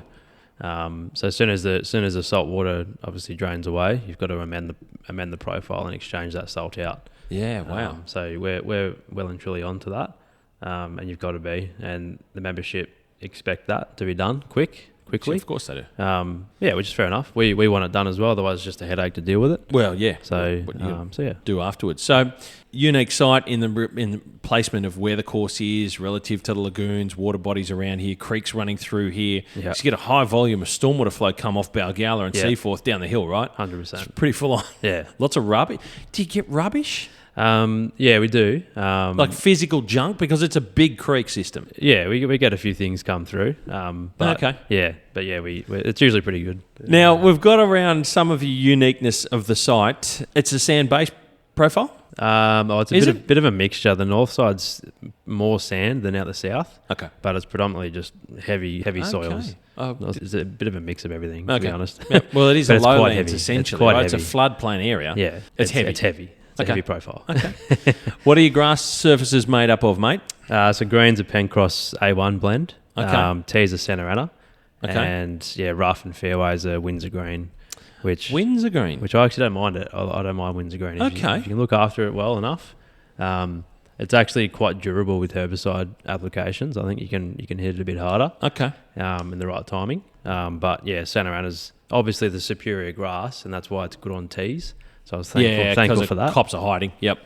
It's quite aggressive in the way it grows, obviously, but and the greens are A1 Pencross, which I really enjoy. Yep. I think they're great. You like that? The greens are awesome. If I do say so myself. Favourite grass type if you haven't noticed. Very good, mate. Good to hear. look, part of that delivers, but the turf servers deliver your quality. Like in wintertime, I'm going to ask the question: what does Windsor Green do? Do you get frosts here? Yeah. Not really. You do. Yeah. Okay. Yeah, we do. Yeah. How does the Windsor Green perform in winter? It sits down quite a bit. Yeah. And it goes pretty early and it's late to wake up. Okay. So it requires a lot of water, a lot of fertilizer, a lot of nitrogen during the spring. Right. But I think it suits Manly because the membership, they like the ball sitting up a bit on fairways. I think at the Aussie, for example, I think the fairways are at 6 a lot of the time, which is very short. Wow. And the members would not like that here. So Yeah, I okay. know that's not to say that's not No, good. not but right or wrong, but yeah. Yeah. So I Horses think, for courses, you might say? Yeah, that's okay. the one. Yeah. Another one. Is that number 22, is it? 22. Yeah. So yeah, I mean we can run fairways at 13 mil through winter and that's fine, all the way through. It's a nice pad of grass for the members to hit off. And but I think your inputs are a lot higher with Windsor Green, but you can get the as good result as centre matter in my opinion. Yeah, okay. And knowing how to do it. Like just the you've timing. got to work out the way to get the most out of the grass. Yeah. How do you go by way of your team? Every team's different. What does it take for you here at the moment for Manly Golf Course to deliver what you need to for the club? Yeah, I think instilling, we have a huge focus of developing the team. What do they need more from us as a club, and what do they need from their own career? What are they actually in their role for? Yep. I think we're massive on accountability. And you've probably heard of section leading. Some supers do section leaders where they divide up. No, break it down for me. You haven't heard that? No, I haven't heard that, and I'm sure there's people listening that haven't. Oh, okay. So section leaders. So you divide up sections of the golf course for certain management or certain senior leadership. Okay. And they look after that area. Right. So it gives them, it gives them time to actually plan So does that mean you agronomic plan and you would say you're looking after tees, or you mean a physical section like the front of the golf course? No, so I'll break it down a little bit. So a couple of the guys have got one of the guys has got tees, shady, rough areas. Okay. So he looks after all that. So his eyes are always looking at those areas. What do they need? Okay. And then we've got a guy running pre-emergent and post-emergent power on rough. Righto. And we've got the same person on fairways. So it things focuses your eyes and your mindset on that one thing alone, not multiple turf surfaces and multiple different types of the golf course. Correct. All the time, it's just really niching it right in to say, for this period of time, that's you. Yep. Yeah, and wow. one guy's looking after wheat green, so he manages all the traffic management, things like that. Obviously, I'll oversee all of it. Yeah. And the management meetings, generally how the management meetings are set up is I'll continue to schedule cutting greens on these greens, on wheat greens, until that person tells me what to do on them. Okay. So, okay. Yeah, does that make sense? Yep. So it puts them in a bit of a position to actually think about things and not just go, oh, what do you think? Yeah, it's like, it's throwing it to you. I need you to say, what do you want me to do with it? Yep. It's been really good for that development aspect. And I think involving everyone and actually giving everyone a voice to speak up and open door policy, I think that's really important. You want people to be able to approach you and and voice their concerns, but also a lot of people have really good ideas and they're just not heard a lot of the time. They're not given that platform. And that's it, because they don't think that they should say it. They don't think it's worthy of being mentioned. Yeah. And you'll find some people, we've got some guys in the management team, won't name anyone, but before they say something in a management meeting, they'll say, oh, this might sound stupid. But I said, automatically... Like I did before when I said it's stupid. But automatically it puts doubt in your mind. Yeah, you're in the management team. Yep. We want to hear it. Yeah, we want to hear it. That's why you're here. Don't worry about it. Yeah. I say stupid things. Everybody does. Yeah. Sometimes they're the things that work out randomly well as well. Yeah. Because no one thought of it. Yeah. Unless it's really stupid, and then and then that changes it a bit. But But it's never that. I think we say stupid when we mean like left field. No one's thought of asking this before. Yeah. So I'm going to call it stupid because that's what would turn a phrase. Yeah. But it's actually just a different idea that hasn't been thought of before. Exactly. No one's thought of it. So come out with it. That's the whole point. As you said in the meetings, the reason we've built this leadership group out of the people that we've got is because we want everyone to come out. Yeah. So the more ideas we've got, the better we can be. 100%. I think just instilling a lead by example mentality. So we do all the 1%ers, the management. We always on top of everything. So blowing the front entrance to the shed, looking after your house is what we call it. You wouldn't go home and leave everything on your kitchen table, so why do it in the shed? Stuff like that. And I think no divide from management to course team is really important. The management wear different coloured t-shirts. We have light blue and navy blue, but that's purely for the golf course members. Oh, to identify. Okay. Okay. On a weekend and things like that, they'll be able to say, "Oh, it's a senior management person." But I've never heard of that before. That's an interesting one. I like that. We like that, and it creates a bit of good camaraderie amongst the team, because they go, I want to get promoted, so I get a light blue shirt and stuff like that. And then healthy competition. I think that's important too. Healthy competition. And I think that section leading actually creates that a little bit. Okay. Yeah. Mate, these are all interesting things. It's the reason I asked those questions about that, because of some things I've not heard of before, and it's good to hear about the different ways of doing things. Everyone's got a different way of like I said, different way of leading, different way of managing, a different way of structuring the team or maintaining the course or having the leadership group, whatever it is. And I appreciate every time I get someone on the other end of the microphone who shares that, because it's not always something that people want to share, but I think it's wonderful given the opportunity to share that for the greater knowledge base of our industry, to hear different ways, because someone's going to hear this and they'll go, you know what, that actually resonates with me. I hope so. And I think that's, well, everything does. It might not be for everybody, but it's another way of doing things and another way of looking at it. And these are things that you've learned and developed as you've gone through other places in your role to get to here. So you work these things out along the way. Some things, mate, it's fantastic. I really appreciate you sharing it. Thank you. Appreciate it. How many people do you have in your team? How big's your team? Or how small? Whichever way. It's a glass half full or half empty. Yeah, so 23? Yeah, you're on fire. You must have been practicing all week, I reckon. So our full-time equivalent's sitting at around 18 at the moment. Okay. So yeah, we try and we're pretty stacked at the moment, but we look at industry averages and look at what the FTE is for certain revenue clubs, and that's how I base off budgeting, or if we need to add a staff member, I sort of go back to data. Not just purely because what we want. Because it does get expensive. For sure. And we do pride ourselves on compensation, but also on the other side of that is you've got to deliver. And it's also just as cutthroat. So and I'll say this, so I don't know if you agree with it or not, but in a way, so it's funny. I think I've been able to become much more comfortable being more vocal now that I don't work anywhere. Than what I used to be. But I was going to say, lost it. I've got no idea. What were we talking about then? The team. Oh, no. I don't know. Yeah, I know what you said. You're running the show, aren't you? I think so. You talked about compensation and people are here to do a job at the same time.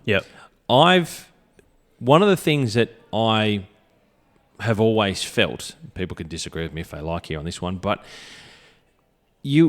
at the back end of everything, if you boil it all down, we're here to do work. 100%. Right? And I think if you come into a workplace and you don't own that, I think you will become a detriment not only to this is a working clubhouse, people. We've got lots of people coming in and out of here as well. We're building up to a function soon too. And we'll see how we're going for time. Is that if you boil it all down, everyone who's part of the team is here to do a job. And 100%. Here as to work in the team to deliver something at the back end. And I think if you don't come here to work, not here being manly, but if you don't go to work owning that responsibility that you're there to do your job, not only will you bring the team down in a way, but I think you do yourself a disservice. And I don't think people appreciate that responsibility within themselves. No. And I think sometimes...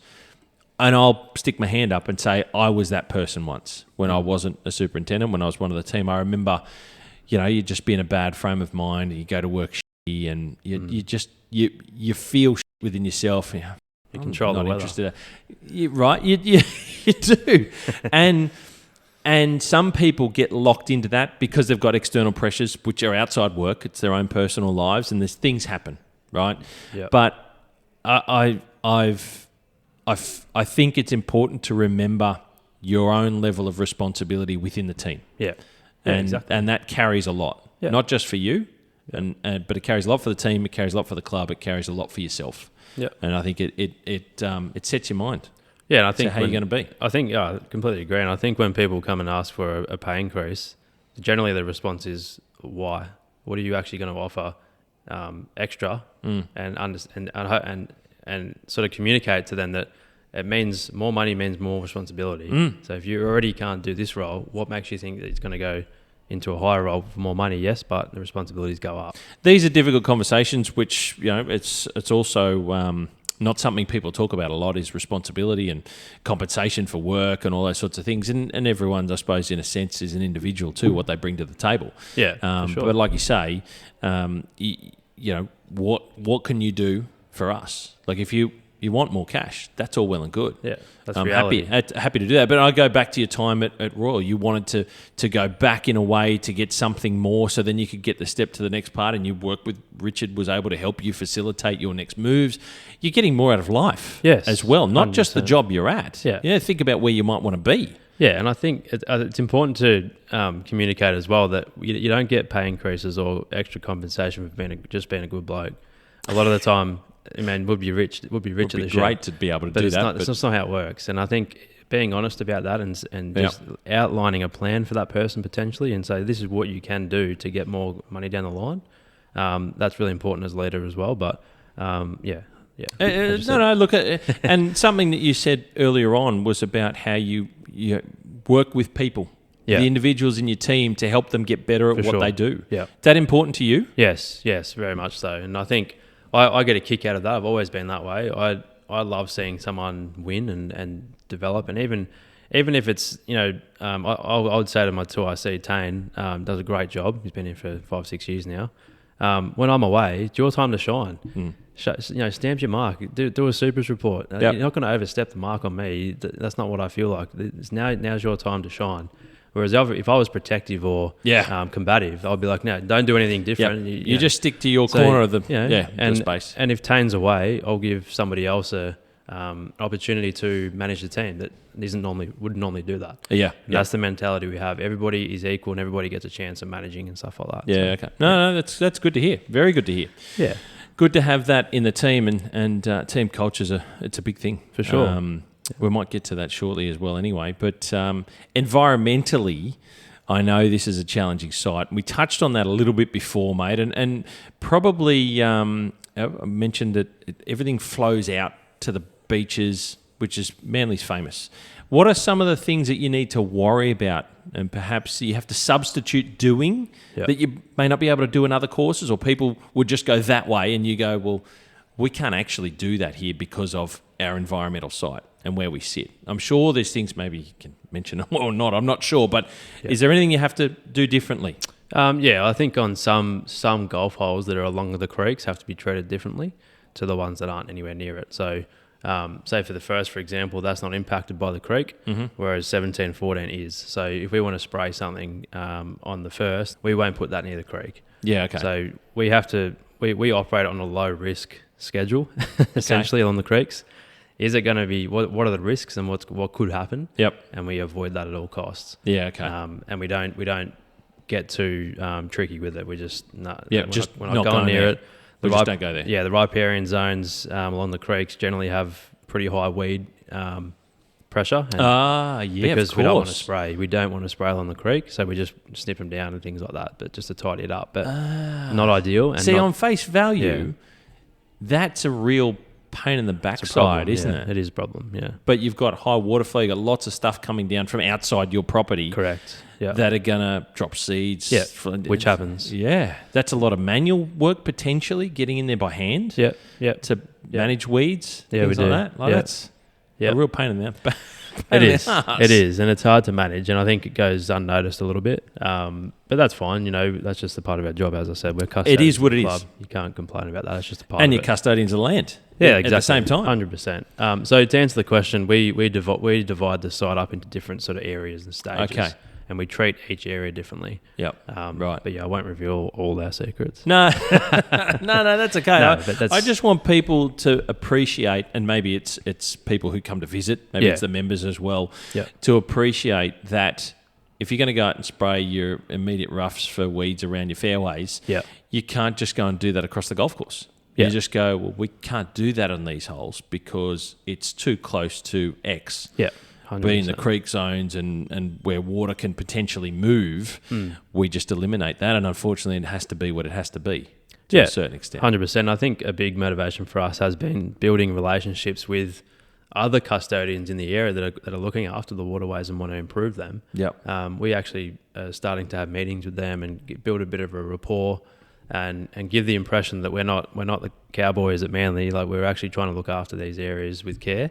And we want to drive it forward in the right direction. Yeah, so. And that's important to build those relationships. Yeah, 100%. Because it's hard to change that image. And I say it's something that's stuck to our industry, whether we like it or not. But we've got to prove that wrong every day. Yeah, and that's hard work. 100%. It is. It's hard work. 100%.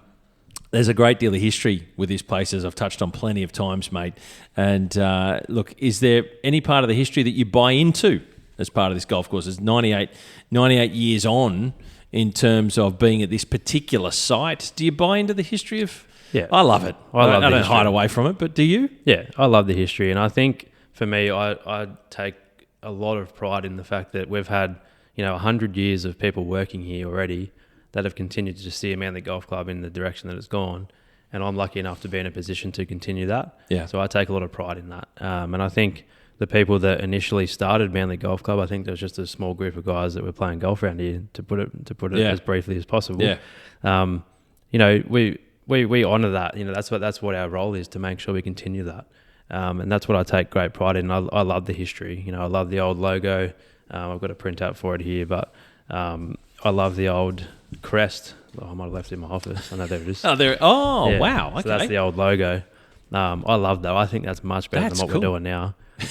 Just throwing it out there for the club. Oh no, I've said that. I've publicly said that. Wow. I think we should be embracing that, because that's history. Yeah, not all golf clubs have 100 plus year old histories. And yeah, I think I've just got a little note here as well. The history creates a responsibility, and I feel that. I feel the responsibility, and I want to do well for Manly and drive it forward in the right direction. Yeah, no, mate, that's great to hear. And like I said, I'm a huge fan. So I was curious, because history is not for anyone, but I don't know what it's like to work and be custodians of the land like it is of this place. I love it. It's awesome. It's great. It gives you more meaning and more purpose. Yeah, for sure. Mate, I think it's great to hear you talk like that, which is awesome. Yeah. As far as big tournaments go, and we know that these days it's pretty confined to a few on the eastern suburbs of Sydney, be it the Aussie, the Lakes, and so on. Yeah. Previously, Manly, however, has held the Australian Women's Open back in 1977 and 78 consecutively. Is there anything that, in modern times of note that the club is hosting? It might not be obviously a national tournament. You mentioned the course is a bit shorter for modern golf, but is there anything that you guys host by way of any significance in inter-club matches or anything like that, or it's just the membership stuff? No, there's a couple of inter-club matches. We have a couple of internal competitions that we do that are quite of importance to the membership. But in terms of external competitions, I've just got a note here as well that the average modern day Australian Open length is 6,600 metres, and we're 5,800. Wow! So we're a lot shorter. That's where the game's changed. Yeah. So we're a lot shorter. Yeah, right. And especially with players, these days hitting at 290. Well, the good That's players. Crazy. The good players. Yeah, no, but they do. Yeah, and I think around here, you can play off the blues with your hybrid all day if you want. Yeah, right. So I think, as we spoke about on the 13th that day. Yes. Yeah. So I think no. The answer to your question. Modern times have surpassed Manly, unfortunately. Yeah, and I don't think the membership's interested in it. No, they're not interested. Not interested in the rankings. I won't speak for every member, but no, sure. I get the feeling that the membership are quite happy with just having Manly as is, and we just continue. This is Manly. This is our club, and this is the way that it works for us. Yeah, and that's where the history comes into play as well. Oh, mate, it's fascinating. I was just curious because I didn't realise Manly had ever hosted the National Open. So for the women's tournament, and Jack Nicholas has played here, and Greg Norman. So. They've all played here. Yeah, it's amazing. And bits and pieces, but time has passed Manly by in a sense, and Well, you can't grow in size. There is nowhere else to go here. No. It's a very, very unique space. Yeah, great point to make. So we go back to team culture, mate, and one of my notes here that I want to talk about it. And look, it's much more of a modern day challenge, probably than it was 30 years ago, I think. And I suppose, what sort of things do you and your team do that you find help create a good working environment and help improve some of those team members and the team as a whole, as we touched on before? Is there anything that you do in particular that you might not have shared with us per se yet? We do little things like staff barbecues and the basic stuff. Well, you say that's basic, and I agree with you, but there's lots of people. No, let me rephrase that. There are clubs I know of that would go, we don't need to do that. We don't think, and they're not big clubs. So I'm talking smaller clubs. They go, we don't need to spend $30 on snags and bread for a barbecue, and you could spend, you spend your lunch hour or maybe a bit of work time doing that at the end of the week. Why are you doing that? I know that there are clubs that speak like that from a board level that don't like that. It takes 2 seconds, even if you don't have to buy it in the club's money. It's just we in the past we've actually done that with inviting the board down as well. That's good. Set up a marquee and get the head chef down there and. We have a good chat and have a few beers, and that's cool. When we first took over, the misconception was, well, greenkeepers in the clubhouse is quite separate. So why does it have to be that way? And I think the greenkeepers are the ones that, in my opinion, this is a biased view, but we drive the club forward because we look after the main asset. And I think that investing in making the team feel really supported, I think, and valued and wanted is a big thing. Celebrating the wins of others, as we mentioned that before. And I remember when I was younger, just the odd text message from a senior leadership person or your boss, hey mate, you're doing really well at the moment. I saw that what you did today is really good.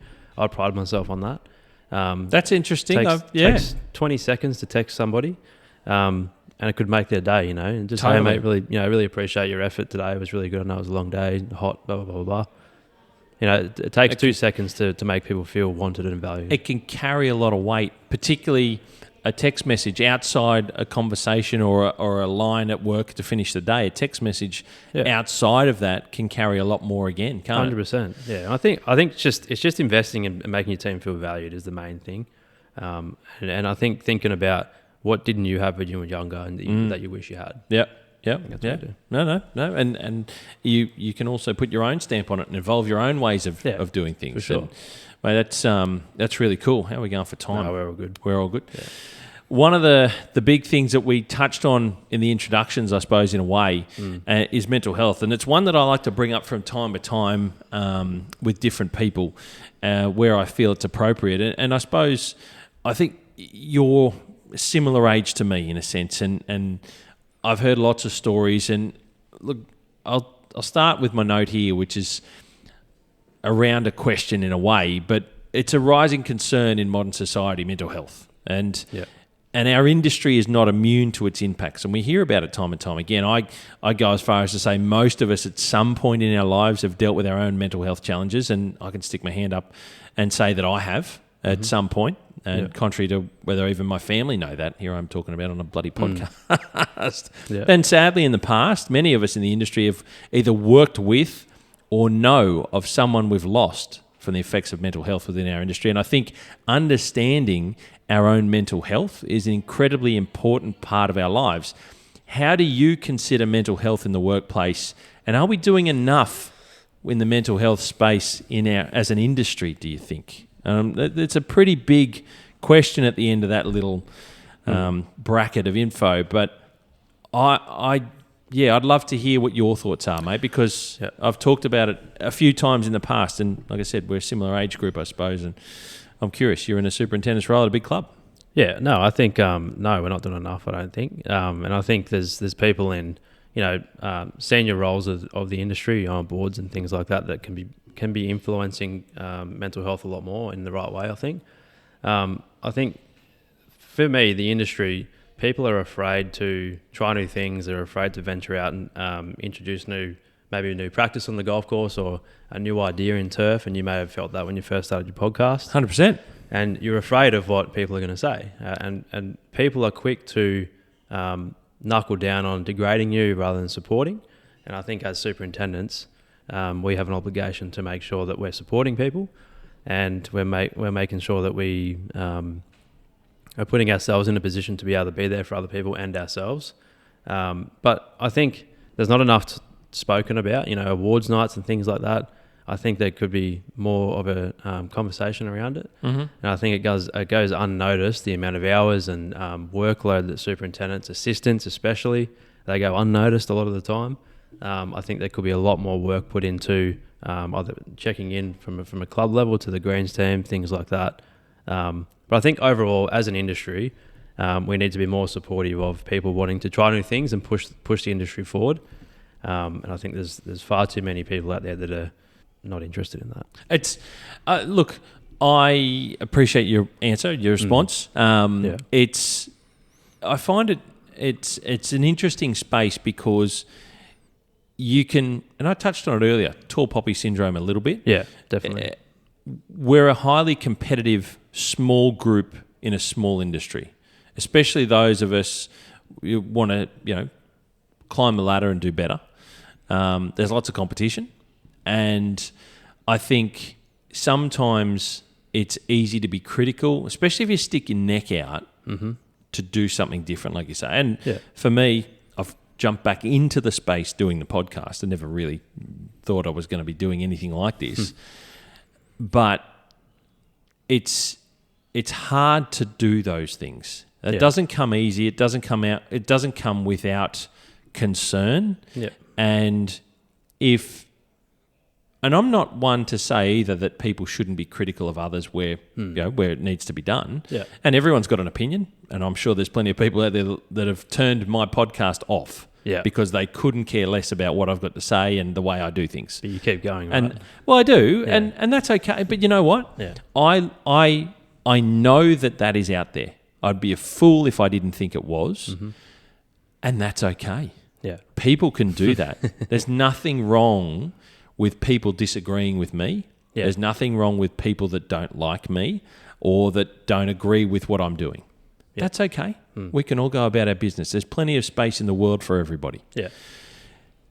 But I'm all for criticising when it needs to be done. But equally, I think we have to do it respectfully. Yeah. So I'm all for, saying that I don't agree with that over there or the way that you look after that golf course or what. And there'll be certain instances where I say that within myself. There'll be certain people that I might say that to in terms of a discussion. I might even bring it forward to the person that I'm thinking about or I'm talking to or the club. Yeah, for sure. But it has to be done respectfully.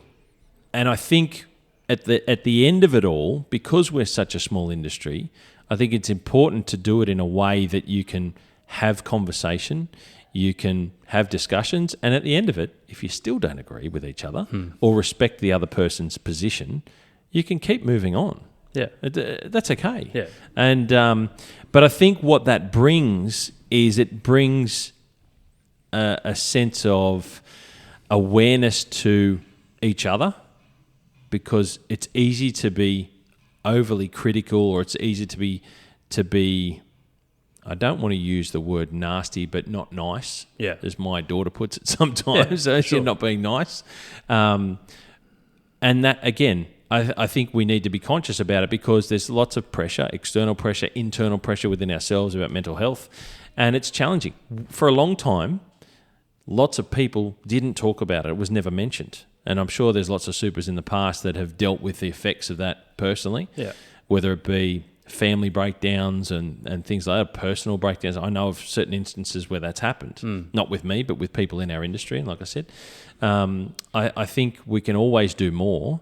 For sure. I'm just curious to hear from you, and I appreciate what you said about those parts, but it's something that I want to talk more about. I want to bring more awareness still to the industry. For sure.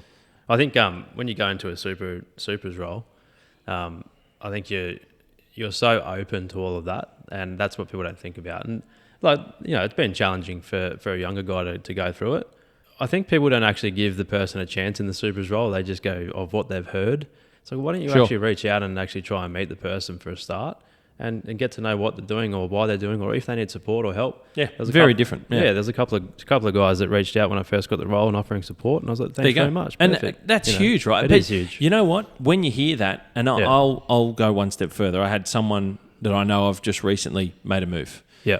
And I didn't understand the reasons why, and I was actually a little bit like, oh, geez, I wonder if anything happened there. And I just sent a text message and said, hey, mate, I hope all's good. Yeah. I see that you've moved away from where you were. Mm-hmm. Is everything all right?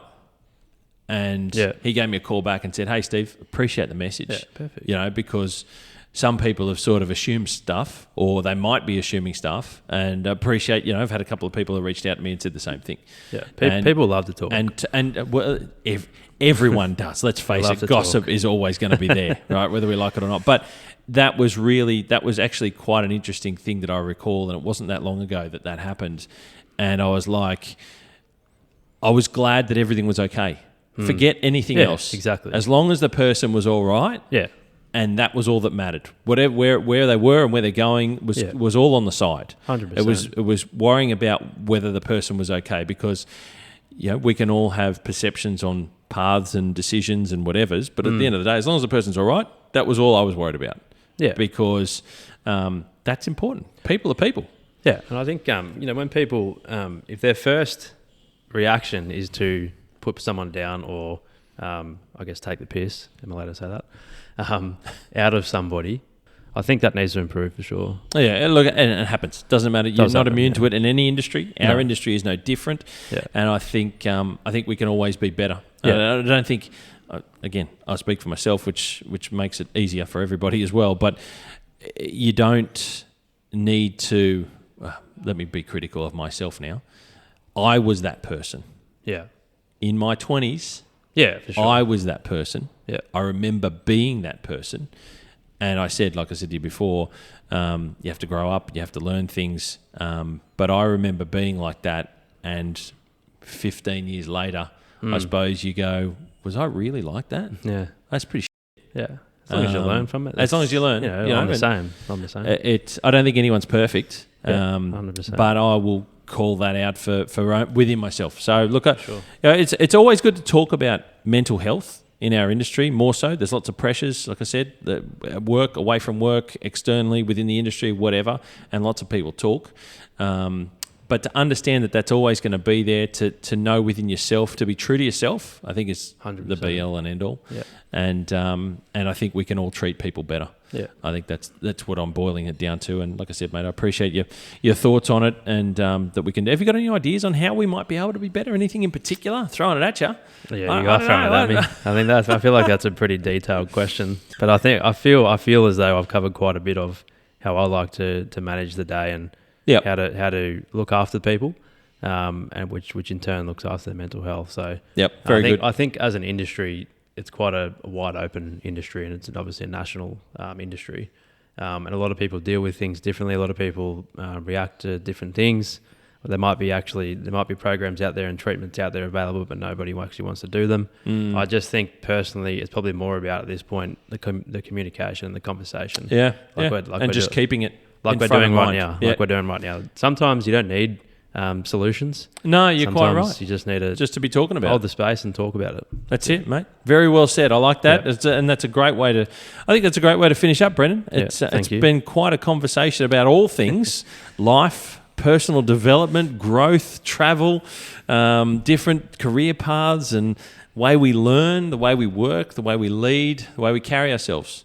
Yeah, mate, what a conversation. Yeah, I just wanted to take the opportunity as well to thank you for what you're doing for the industry. And I think, you've definitely found a gap in the industry, and you're giving everybody a chance to talk and have these conversations. So I think you deserve a thanks as well, and I wanted to do that today as well. No, mate, thank you so much. No, thank you. I appreciate the kind words and your support along the way. We've spoken outside the podcast, obviously, and I appreciate that. And mate, it's great to see where you've come from. It's great to follow your career, and certainly the work that you're doing here with Manly, the way you've put your stamp on Manly, the way that you're leading the team here. The things that you're trying to invoke on everybody and sort of pull in the right direction and work as a team. Thank you. Much appreciated. Mate, it's great to have that. And I appreciate you opening up and talking in a way candidly about your career, the way that you function, the way that you lead, mate. It's great to do so. Thoughts on mental health, which I'm always happy to talk about and expose more as well, mate. So thank you, Brenden. Yep. Congratulations on your career, mate, thus far, and everything you're doing at Manly Golf Club and being involved at such a historic club. So thank you so much for being on John Deere Golf Keeper of the Greens. Amazing. Thanks, Steve.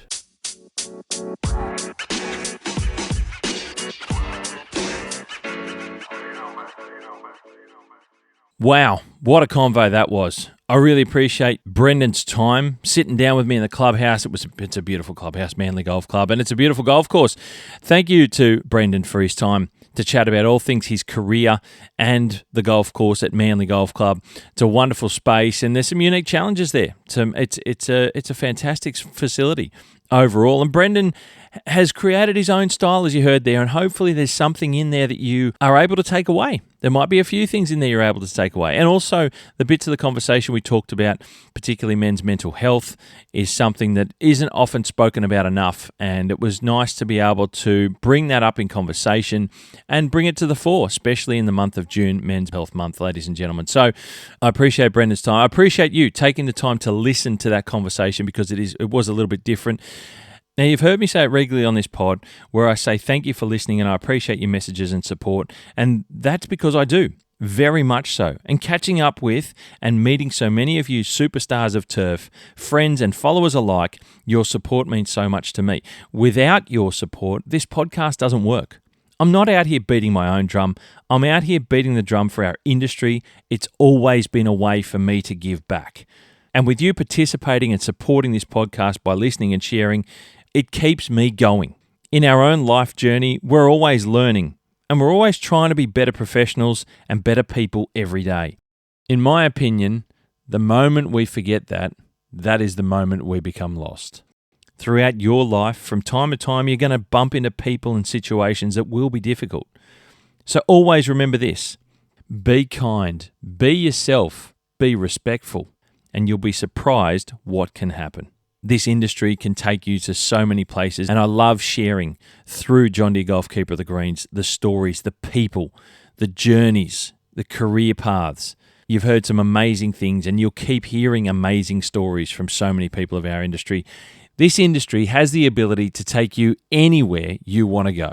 The camaraderie within the industry is incredible. The support between professionals is amazing. People learning, people with long-established careers. It's all about support, and we do it so well, and there's also still room to always do more.